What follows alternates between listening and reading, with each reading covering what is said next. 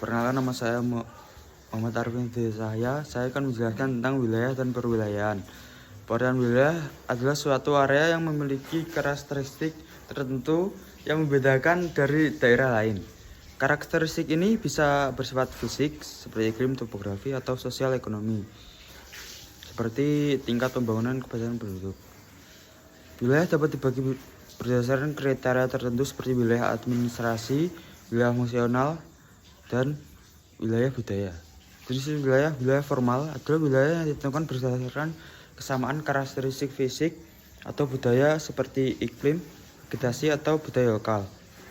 Wilayah fungsional, wilayah yang ditentukan berdasarkan fungsi tertentu, seperti wilayah metropolitan yang menghubungkan berbagai kota kecil di sekitarnya dalam satu sistem ekonomi. Konsep perwilayahan adalah proses pengelompokan area menjadi wilayah-wilayah tertentu berdasarkan kriteria tertentu dengan tujuan perencanaan dan pengelolaan yang lebih efektif.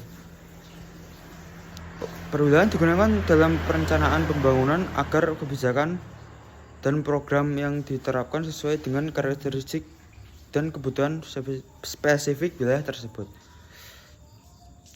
Perencanaan wilayah. Perencanaan tata ruang merupakan bagian dari perencanaan wilayah yang bertujuan mengatur pemanfaatan lahan untuk memenuhi kebutuhan sosial, ekonomi, dan lingkungan.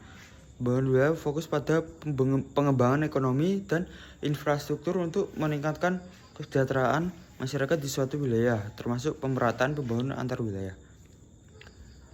Tantangan dalam perwilayahan teman wilayah adalah perbedaan tingkat pembangunan antara suatu wilayah dengan wilayah lain, yang dapat menimbulkan masalah sosial dan ekonomi. Contohnya adalah wilayah fungsional. Contohnya adalah wilayah metropolitan Jakarta. Jakarta sebagai pusat ekonomi dan pemerintahan berfungsi sebagai magnet yang menarik orang dari wilayah sekitarnya, Jabodetabek, untuk bekerja dan berdagang.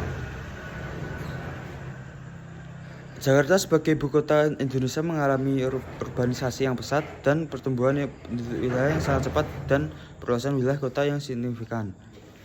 Jakarta dibagi menjadi beberapa zona seperti zona bisnis, zona industri, dan zona perumahan.